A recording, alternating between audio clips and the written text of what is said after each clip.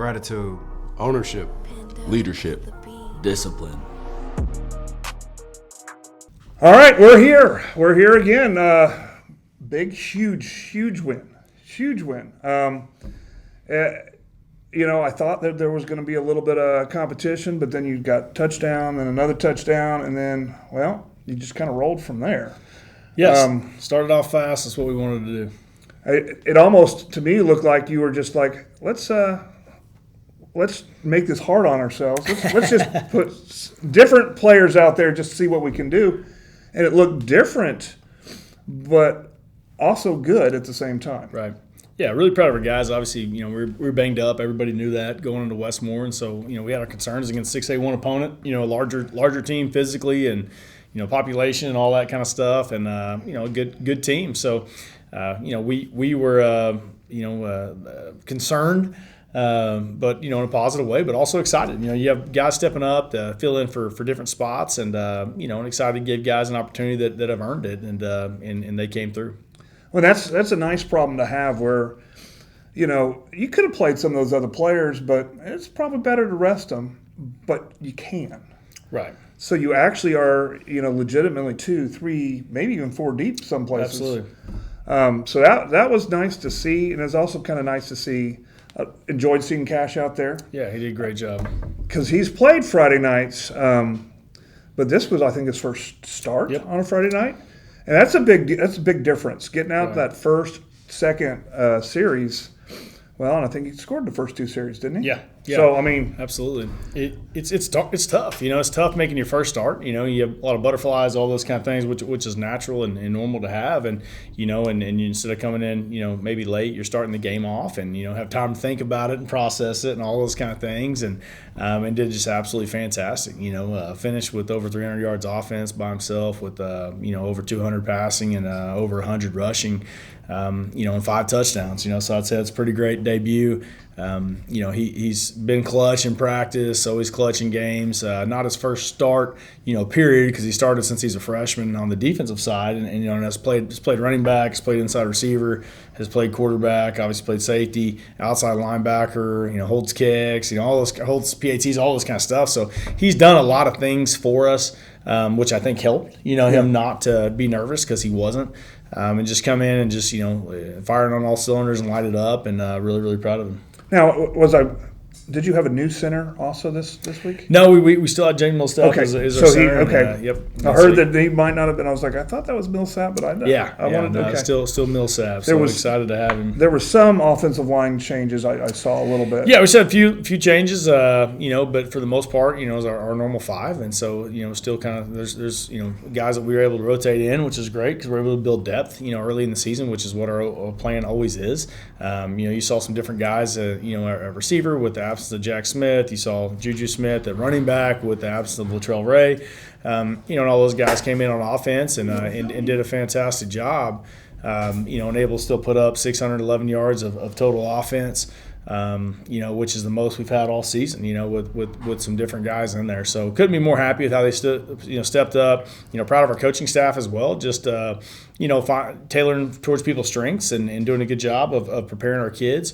And just being prepared. So you always say, if you stay ready, you don't have to get ready. Right. And we try to prepare for these kind of things, and and so we'll have what we call primary, secondary positions where this guy may play this outside receiver, but also plays running back, or may play inside receiver but plays quarterback or whatever. And so we try to get guys prepared for worst case scenarios. Well, you brought that up. Worst case scenarios. What about best case scenarios? Do you also dual train people to help them get into college? Is that part of absolutely. your scheme? Sometimes we'll make some late changes in maybe a kid's career, and we've had a lot of times we've done that where a kid may make a position change late, and maybe even a senior year, because we view that more as what maybe colleges are looking at them at. Okay. Notably this year, R.J. Jackson, playing a lot of defensive line. That's kind of where he's maybe projected to be at. In the past, we've had guys like Deshaun Brown that played outside linebacker that moved to D-line. We had Donnie Wingate that he played D-line and moved to inside backer. We've had Jordan Mukes that played safety, moved into corner.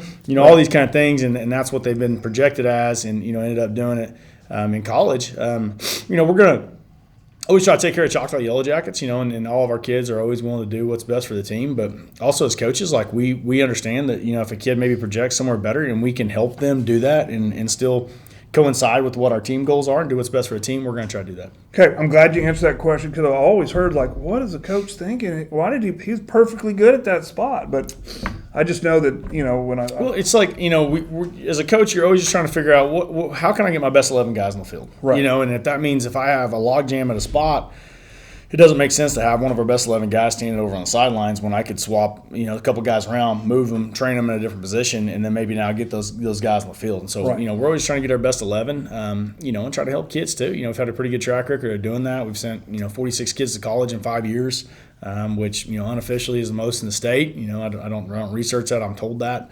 So we've had a pretty good track record of doing that. Okay. You talked to me a little bit about who were your defensive players of the game. Let's mention them. Yeah. The defensive players of the game was safety Drake Fitro, did a fantastic job. Talk about him here in a second. And then R.J. Jackson, as we just mentioned, R.J. had a huge production night on the defensive line, and those were our two defensive players of the game. And Drake's kind of an interesting story because Drake's first-year football guy. Okay. Standout baseball star, comes over to football, has done just a fantastic job, and kind of bragged on him a bunch to our team this week. And it's some middle school kids.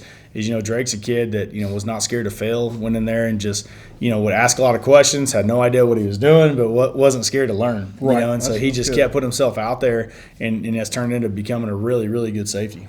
From the broadcasting perspective, I heard both those names a lot. Mm-hmm. Said both those names a lot. And that's kind of how we judge who's the player of the game. Because, Right, when you're saying their names. Right.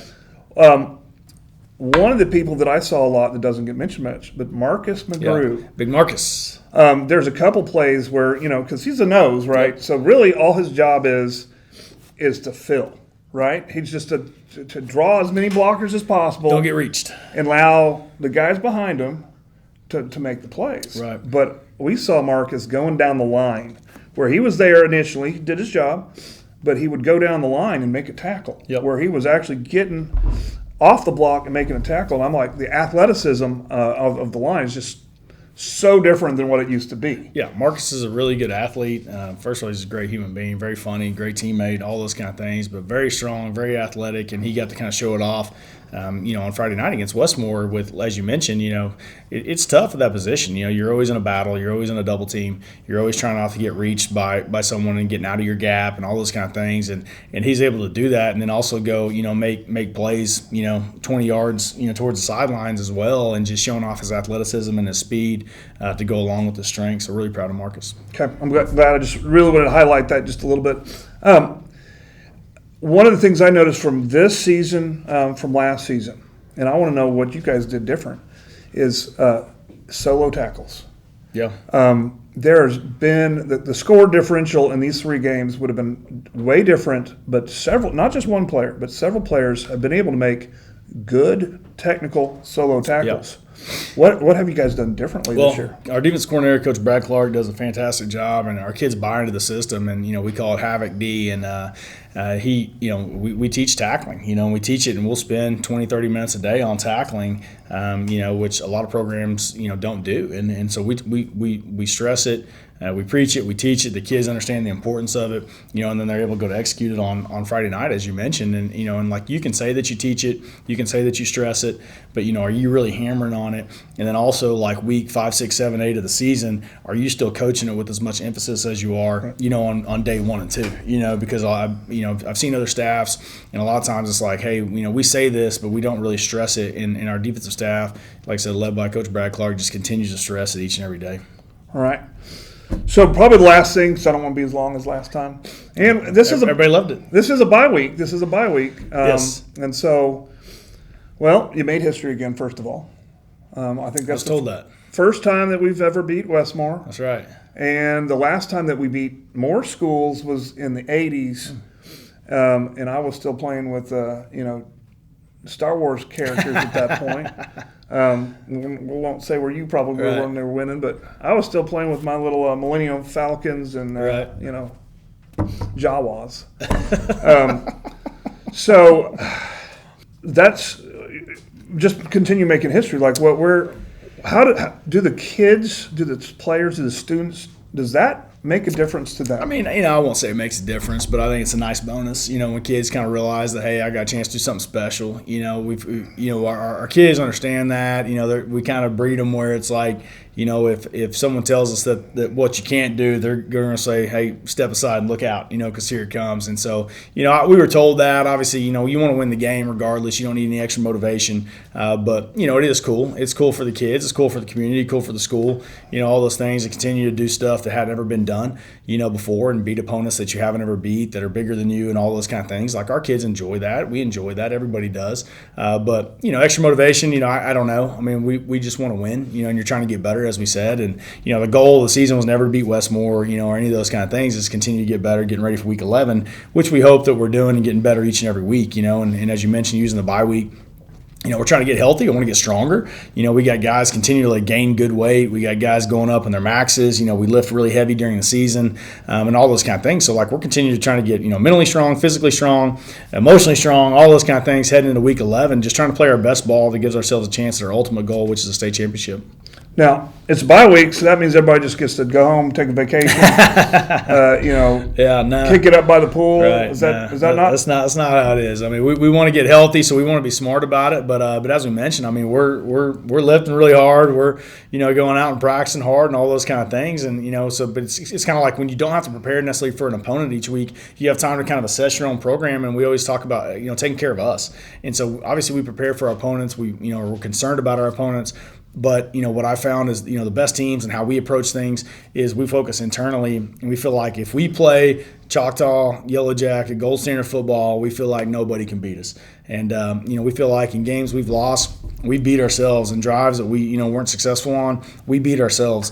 And so we're trying to just focus internally and continue to get better and get better as best we can as Choctaw Yellow Jackets. So is there anything, and this is just interesting to me, maybe nobody else. Is there anything you do different on a bye week? Obviously, you don't have the game day ritual, which is right for all coaches and all players. Is like, this is what we do. This is who we are now. Right. We have. Is there any difference in the week? Yeah, absolutely there is. Okay. So we will focus a lot more individual. So a lot more individual time, Okay. where before you're having to do a lot of group activities because hey, I'm preparing for this specific opponent, maybe this defense, this offense, whatever it may be. And now it's kind of like, hey, I noticed that we got to get better at off-man technique or, our reach blocks and offensive line are not where they need to be or maybe our sprint out needs to be better or whatever. So we can hone in on very specific skills that we feel like, hey, weeks, our games 1 through 3, maybe we weren't great at, but now we have actual time allotted to be able to really dive deep into not only these things, but these run concepts, these pass concepts, these screens, where we really have time to teach him because I'm not having to prepare him specifically for an opponent this week. Not to say that you don't prepare him in the future, but you kind of have time to catch up on some things. And so I love having a bye week. I love it to help our kids get healthy. Sure. We spend more time in the weight room, which we lift every day anyways, but now we can kind of almost double down on our lifts because we have time to do it. We can double down on our film time. We're not as rushed. So I feel like all those things really help out to be able to kind of get healthy and let everyone kind of catch their breath a little bit, but also getting better. And our kids have bought into that, and get excited about it. And we challenge them as well where, we're challenging them to, every kid has a certain amount of weight that he's supposed to gain, a certain amount of strength that he's supposed to gain, all these kind of things. And so we have challenges and reward systems and all kinds of stuff like that for them as well. Okay. Well, that sounds good. That sounds good. I always wondered. Every coach kind of has a different style. So next week we're gonna get more into homecoming. Yes, and we're gonna get more to talk about the schedule. Mm-hmm. I could have wrote the schedule better myself. Yeah. It's the home games. We're gonna have some tough home games. Yeah, absolutely. The away games. They're gonna be football games, but we picked a good schedule, and this bye week is about as perfect as you can get. Yeah, I really like our schedule, how it shakes out, and look forward to, welcome PC North to town, big district foe, open up district play. Homecoming in Choctaw is special. Any of my new coaches come, I'm like, man, just wait till homecoming. It's really cool. Love the parade, love the community support, all those kind of things. Love having my own personal children involved in it. And it's just really, Choctaw is such a special place to be able to raise a family. And, and homecoming gets kind of showcase that, and it's a lot of fun. So, I'm really looking forward to it. But yeah, there's good stuff. We'll have a news show that talks about dress-up days and that kind of stuff. We're also going to have our first episode of the medley, and that's some of the creative There's some interviews. Luttrell's going to be on the medley The medley, I like it. interviewing, and I think one of my guys worked out with Luttrell a little Yes. bit. So Yes. that's going on. There's going to be some other things going on with that. So a lot of things going on next week, and so we're excited. But we're going to leave it at this, and there'll be another one next Friday Yes, look before forward the to big it. game. Absolutely. All right. Until next time, stay classy, Choctaw.